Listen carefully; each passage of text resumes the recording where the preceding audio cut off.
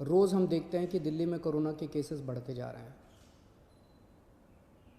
मैंने इसके बारे में कहा कि दिल्ली में कोरोना के केसेस बढ़ रहे हैं, ये चिंता का विषय तो है, लेकिन घबराने की ज़रूरत नहीं है। ये मैं इसलिए कह पाया क्योंकि दिल्ली के अंदर पिछले 5 सालों में आपकी सरकार ने दिल्ली के अस्पतालों में और स्वास्थ्य सेवाओं में खूब पैसा इन्वेस्ट किया है। खूब नए अस्पताल खोले, खूब नए बेड्स बनाए, खूब सारे आईसीयू खोले, खूब सारे मोहल्ला क्लिनिक बनाए, सारा इलाज मुफ्त कर दिया लोगों के लिए।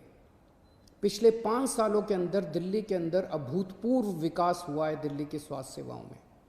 आज उसी की वजह से, जब कोरोना की महामारी की वजह से देश के और दुनिया के कई हिस्सों के अंदर उनकी स्वास्थ्य सेवाएं बिल्कुल ध्वस्त हो गई, कोलैप्स कर गई, आज दिल्ली में बढ़ते हुए केसेस के बावजूद आपका मुख्यमंत्री आपको विश्वास दिलाता है कि अगर आपके घर में कोरोना हो गया तो चिंता मत करना, आपके लिए बेड है, हमने आपके लिए बेड का इंतजाम कर लिया है। पिछले हफ्ते जब मैंने आप लोगों से बात की थी, अभी कुछ दिन पहले, मैंने आपको कहा था कि आज की, उस दिन मैंने कहा था 3-4 दिन पहले कि आज की डेट में दिल्ली में 2100 मरीज हैं, लेकिन 6600 बेड का इंतजाम है। और ये 9,500, 5 जून तक 9,500 बेड्स का इंतजाम हो जाएगा।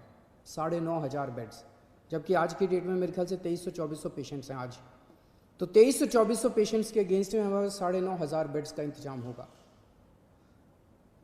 ये कौन से अस्पताल में कितने बेड खाली हैं, कितने वेंटिलेटर खाली हैं, एक तो है कि मैं वैसी हवा में बात कर लूँ, लेकिन अब आपको ऐप के ज़रिए भी ये पता चल जाएगा। ऐप तैयार हो चुका है, उसको कल लॉन्च कर रहे हैं, कल सुबह उसको लॉन्च करेंगे।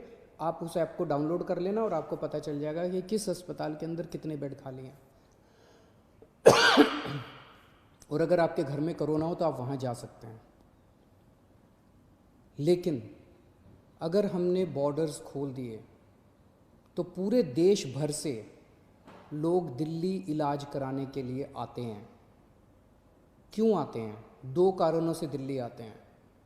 एक कारण कि दिल्ली की स्वास्थ्य सेवाएं आज पूरे देश में किसी भी राज्य से या किसी भी शहर से सबसे ज़्यादा अच्छी हैं। पूरे देश में सबसे अच्छी स्वास्थ्य सेवाएं आपको दिल्ली में मिलती हैं, तो पूरे देश भर से लोग इलाज कराने आते हैं। और दूसरा कि दिल्ली के अंदर सरकारी अस्पतालों में सब कुछ मुफ्त है। आपका 10 लाख रुपए का भी अगर कोई ऑपरेशन होगा तो वो भी मुफ्त है। तो पूरे देश भर से लोग यहाँ इलाज कराने आते हैं। जैसे हम बॉर्डर्स खोलेंगे, देश भर से लोग अपना इलाज कराने के लिए दिल्ली में आएंगे। जो आज मैं आपको कह रहा हूँ कि 9,500 बेड्स हम लोगों ने आपके लिए रखे हुए हैं अगर कोरोना हो जाता है, जबकि आज दिल्ली में केवल 2300 पेशेंट्स हैं। ये बेड्स तो 2 दिन के अंदर भर जाएंगे अगर पूरे देश भर से लोग दिल्ली के अंदर आ गए। तो हमें क्या करना चाहिए? क्या बॉर्डर्स खोलने चाहिए या नहीं खोलने चाहिए? कुछ लोगों का कहना है बॉर्डर्स खोल देने चाहिए, लेकिन दिल्ली के अस्पतालों को केवल दिल्ली के लोगों के लिए, दिल्ली में रहने वाले लोगों के लिए, दिल्ली के लोगों, दिल्ली में जो लोग रह रहे हैं उनके लिए, उनके इलाज के लिए दिल्ली के अस्पतालों को इस्तेमाल किया जाए, उनके लिए रिजर्व किया जाए। लेकिन दिल्ली तो दिल वालों की है, दिल्ली तो सबकी है, दिल्ली तो देश की राजधानी है। दिल्ली तो केरला वालों की भी है, तमिलनाडु वालों की भी है, यूपी वालों की भी है, बिहार वालों की भी है, झारखंड वालों की भी है, महाराष्ट्र वालों की भी है। दिल्ली तो आज तक सबका इलाज करती आई है, फिर दिल्ली मना कैसे कर सकती है किसी का इलाज करने के लिए? तो कुछ लोगों का सुझाव है कि जब तक कोरोना है तब तक के लिए कम से कम दिल्ली के अस्पतालों में केवल दिल्ली में रहने वाले लोगों का इलाज होना चाहिए। क्या होना चाहिए? बहुत सारे सुझाव हैं। मुझे आपसे मार्गदर्शन चाहिए और हमें क्या करना चाहिए। आप हमें इस बारे में सुझाव भेजें। शुक्रवार को 5 बजे तक आपके सुझावों का इंतज़ार रहेगा। आप मुझे अपने सुझाव व्हाट्सएप कर सकते हैं। व्हाट्सएप नंबर है 88000000 7722। व्हाट्सएप नंबर है 8800007722। ईमेल है delhycm.suggestions@gmail.com। ईमेल है delhycm.suggestions@gmail.com।